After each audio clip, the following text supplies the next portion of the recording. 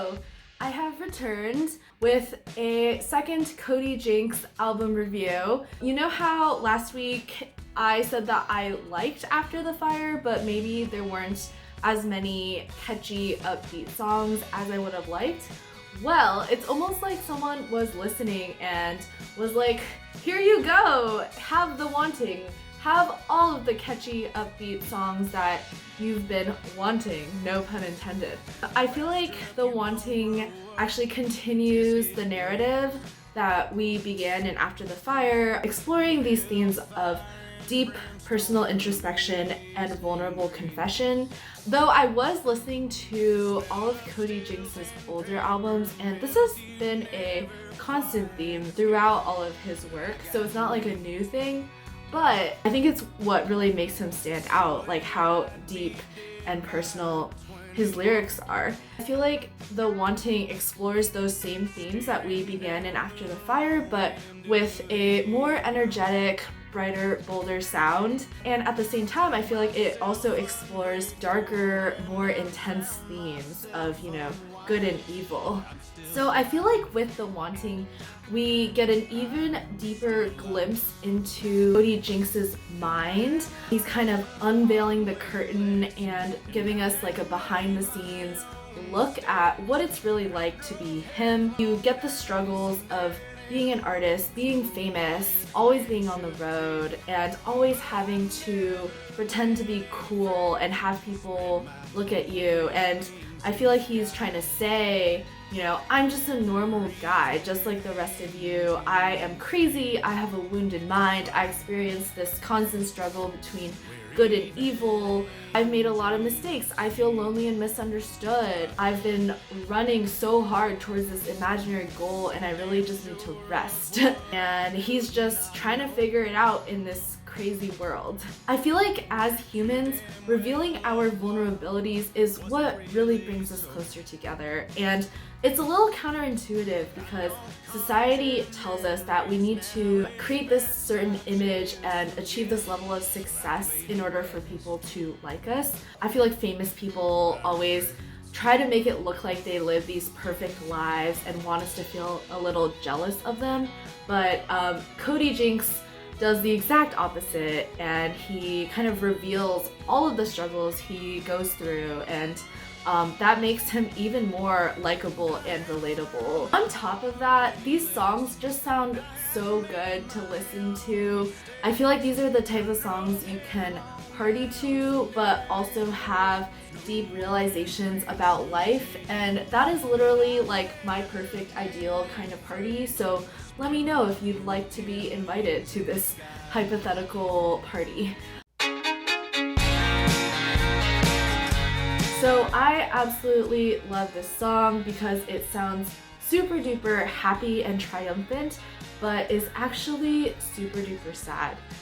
If you watched my Turnpike Troubadours video, you may know that I love when sad songs sound really happy just because I like that unexpected contradiction. This song I feel like sounds really happy because of the instrumentation. You have that really beautiful fiddle and the choir, but then it's about that terribly painful feeling of really wanting something, but knowing that you can't have it, but wanting it anyways. I feel like it could be about wanting something or someone, but it's a very universal feeling because we all want things we can't have. And my absolute favorite moment is the very, very last line where he goes, "I can't want you anymore," and it just fades out, and I think it's just so powerful.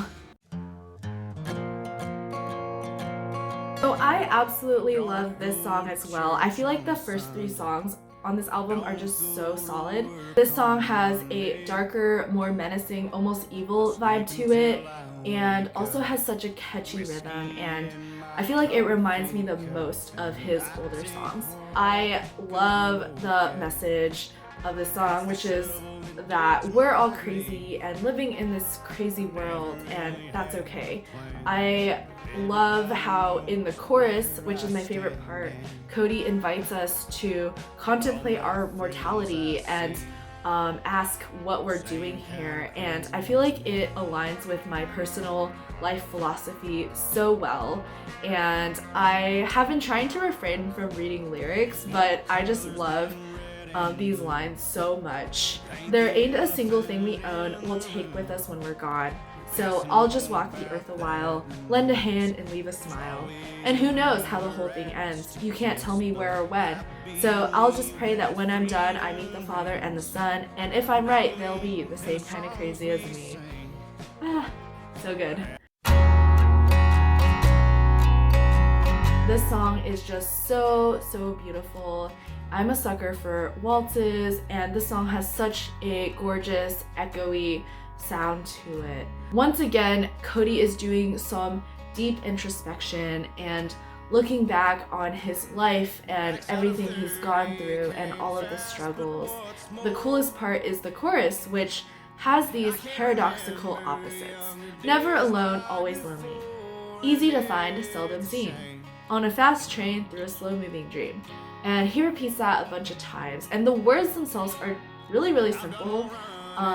But as you listen to them, you realize that they convey so much truth and depth and meaning. It makes so much sense. Like, you can be famous and always surrounded by people, but still feel incredibly lonely and misunderstood. You can be moving super quickly through life and doing a million things, but then it can all just fade into this slow blur and be gone in an instant. So I think this song is just so powerful and so pretty. Oh, why yes, another song about whiskey. So fun fact, I've had this bottle for like a year, and I feel like I take one sip from it like every month just for fun. Anyways, this is probably my least favorite song on the album. Like, it's fine. I do like the upbeat sound of it, and you get a little bit of introspection at the beginning, but I feel like there's no real progress or transformation. The only resolution is, I'm just gonna sit here and drink whiskey and I don't care. So, you know, I feel like there's just less depth compared to the other songs. I love this song so much, and I feel like it sounds so good, and that fiddle in the beginning and throughout the song sounds amazing. Fun fact, at first I thought he was singing to someone named Bastrop, and I was like, Bastrop is such a cool name. Who is Bastrop? And then I realized it's a city in Texas. I didn't realize, I looked it up. It's another introspective song about looking back on your life and all the lessons you've learned.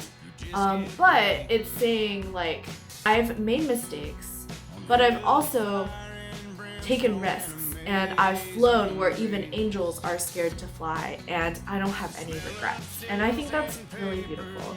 Plus, you get some really epic instrumental solos at the end, which makes the song really delightful to listen to.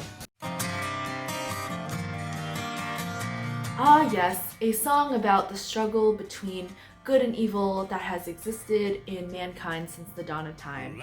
This song explores that duality, similar to Think Like You Think from After the Fire, and we revisit this theme in the last song on this album, The Raven and the Dove. But in this song, good and evil are represented by a black and white wolf, which is illustrated on the cover of this album. And these two wolves, I don't know if it's just like one wolf with two heads, I don't know. But they are constantly fighting and living within us, and we get to choose which one we feed.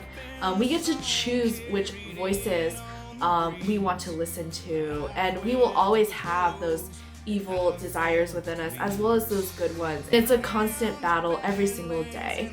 The song has a very dark, foreboding sound and is like super powerful, and I feel like it would be great for a movie soundtrack, like playing behind this epic battle scene. And it is about a battle. I feel like Which One I Feed had this like bold, powerful energy, and this song is the exact opposite. It's way more subtle and subdued, and I feel like it's almost sensual. That pedal steel is so delicious and syrupy. And maybe I'm just using those food words because the song is called A Bite of Something Sweet. It has this really basic message of, man, I'm exhausted and I need a break. I need a vacation. But I think it's done really, really poetically and beautifully. This song is incredible. It's so raw and vulnerable. It's written by Josh Morningstar. And can we just take a moment to appreciate how cool that last name is? I wish my last name was cool.